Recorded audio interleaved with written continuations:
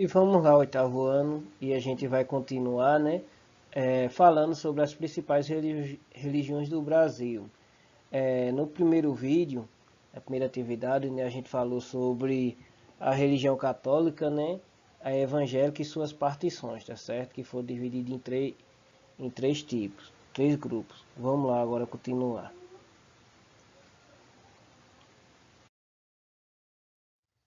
A gente vai falar sobre os não religiosos, né? Aqueles que não têm religião, e os ateus. Os ateus são aqueles que não acreditam em Deus. Vamos lá continuar.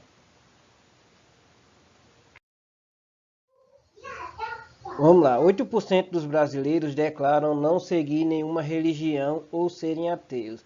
Ou seja, eles não seguem nenhuma religião ou talvez sejam ateus. 8% deles na pesquisa do IBGE. O IBGE não fez distinção entre esses dois grupos, embora as duas categorias não representam a mesma coisa. Ou seja, não é a mesma coisa, gente. Os não religiosos são aqueles que não têm religião própria, tá certo? Eles podem acreditar em Deus, só que não têm religião. E os ateus são aqueles que não acreditam em Deus, tá certo? Então, o IBGE, quando foi fazer essa pesquisa, eles não dividiram, tá certo? Colocou tudo de um jeito só. Então a gente vai tentar explicar do jeito que está aí essa pesquisa. Os ateus não acreditam que exista um Deus e normalmente têm uma visão voltada à ciência. Foi feito eu falei, né? Eles acreditam mais à ciência e não acreditam que tem algum Deus que criou a Terra, né? Criou o universo, criou a gente. Os que declaram não seguir nenhuma religião podem acreditar em Deus, assim feito eu falei. Eles possam ser que não tenham religião, mas eles podem sim também acreditar em Deus, na força do universo, ou ter um lado espiritual, né? Mas sentem-se satisfeitos em não seguir nenhum dogma específico. Ou seja, são aquelas pessoas que não frequentam suas igrejas, que dizem assim, para que ir para a igreja, não tem religião, acredita em Deus e pronto. Então esse é o grupo dos não religiosos. Os ateus são aqueles que não acreditam em Deus. Vamos continuar. Agora vamos falar dos espíritas, tá certo? Não fique com medo quando eu vou falar dos espíritas. Os espíritas, né, são aquelas pessoas, né, que acreditam no mundo espiritual, né, na vida após a morte. Aqui você vê a imagem de um homem, né, uma mesa, que é uma mesa espírita. Aqui ele está escrevendo e os espíritos estão informando, mandando mensagens para ele, né, e ele está colocando no papel. Aqui no Brasil, um grande precursor assim, né, da doutrina espírita foi Chico Xavier, tá certo, gente? Ele foi que começou a estudar a religião espírita aqui no Brasil e tinha várias denominações. Chico Xavier. Vamos lá continuar.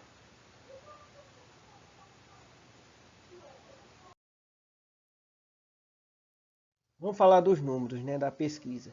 Os espíritas apresentam apenas 2% da população brasileira, segundo o último censo, sendo que a comunidade espírita brasileira é a maior do mundo, ou seja, aqui a brasileira é só 2% da população brasileira são espíritas, mas essa comunidade aqui que a gente tem no Brasil, né, é a maior do mundo. Interessante, né? De onde vieram? O Espiritismo foi a resposta de Allan Kardec à tentativa de unir a filosofia, a ciência e a religião como forma de compreender o mundo material e o metafísico. Do que se alimentam, né? Os espíritas acreditam na mediunidade, ou seja, na capacidade de comunicação entre as pessoas vivas e os espíritos de pessoas já falecidas, feito eu falei anteriormente. Embora a religião não siga várias das doutrinas clássicas do cristianismo, os espíritas consideram-se cristãos, ou seja, eles acreditam em Deus, no cristianismo, né? Eles veem na figura de Jesus Cristo a inspiração para o desenvolvimento moral e para a prática da caridade, e inclusive usam várias passagens bíblicas para provar a existência da mediunidade. acreditam que a vida na Terra serve para a elevação espiritual e que os espíritos reencarnam após a morte até que cumpra seu objetivo determinado por Deus, né? Então os espíritos, né, acreditam, como eu falei, na vida após a morte, né? Um certo ser aí. Eles também são muito de caridade, tá certo? Eles fazem bastante caridade, assim como Jesus Cristo praticava caridade para os mais carentes. E além disso, eles acreditam na reencarnação, que após a morte, né, um dia eles vão reencarnar novamente, né, ter uma nova vida no corpo de outra pessoa, tá certo, gente? Então, até que cumpra, né, o objetivo determinado por Deus. Então, tá aí falando sobre os espíritos. Vamos passar para o próximo. Religiões afro-brasileiras. Vamos lá continuar, né?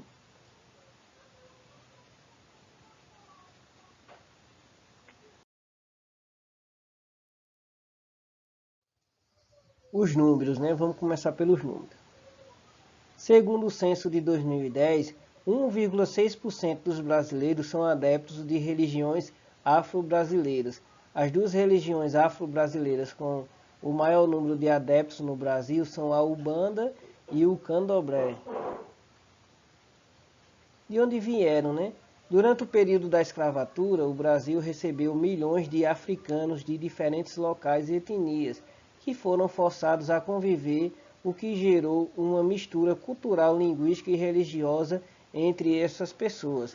Houve também uma tentativa de silenciamento da cultura daqueles negros por parte dos senhores, como eram chamados os brancos escravocratas. Por isso as religiões afro-brasileiras, além de terem características de diferentes povos africanos, também têm um grande sincretismo religioso com o catolicismo, religião que era praticada pelos brancos. Ou seja, quando eles chegaram aqui no Brasil, né, os negros, eles já vinham com a religião lá da África. Só que os senhores de engenho, né, como eram chamados, o pessoal que criava escravos naquela época, eles não eram a favor dessas religiões dos negros. E assim começou a ensinar, né, ensinar a eles o catolicismo, né, que era a religião predominante da época, o catolicismo, as doutrinas da Igreja Católica. Aí eles começaram a misturar suas religiões, né, que eram as religiões africanas, e junto com as brasileiras, e tornou aí as religiões afro-brasileiras, por isso que tem esse nome, afro-brasileiras. Vamos lá, né?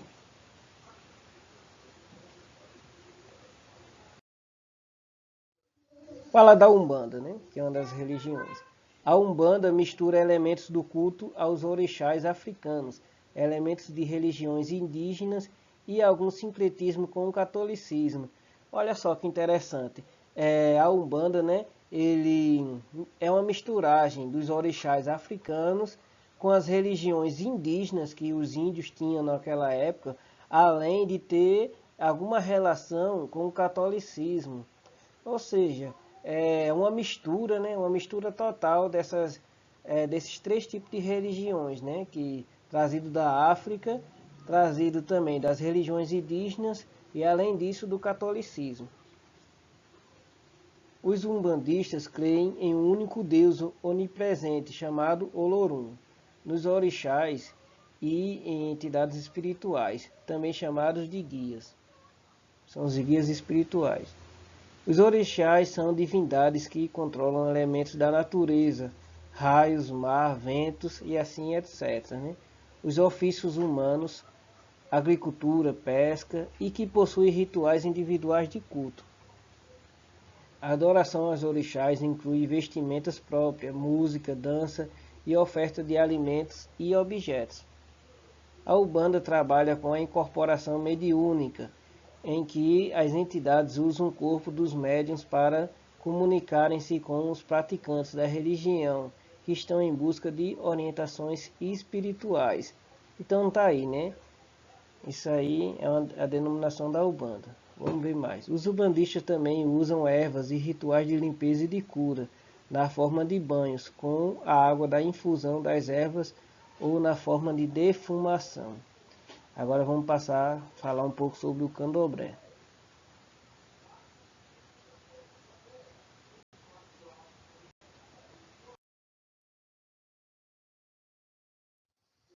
O candomblé é uma religião que, apesar de também ter sido um pouco influenciada pelo catolicismo, ainda permanece bastante fiel às origens das religiões africanas. Uma explicação para isso é que os rituais do candomblé são fechados aos membros da casa, com exceção de festas em datas comemorativas, ou seja, eles são abertos apenas para as festas. Só que alguns rituais, né, são fechados apenas para aquelas pessoas que praticam mesmo, em que o terreiro é aberto para os visitantes e convidados, né, nessas festas comemorativas. Assim como os umbandistas, os candomblessistas acreditam em um Deus criador e nos orixás, sendo que a maioria das casas cultua apenas os 2 orixás mais importantes. A noção de certo ou errado, bom ou mal, depende sempre da relação do candomblessista com o seu orixá regente, já que o que é proibido para um orixá pode ser permitido para o outro.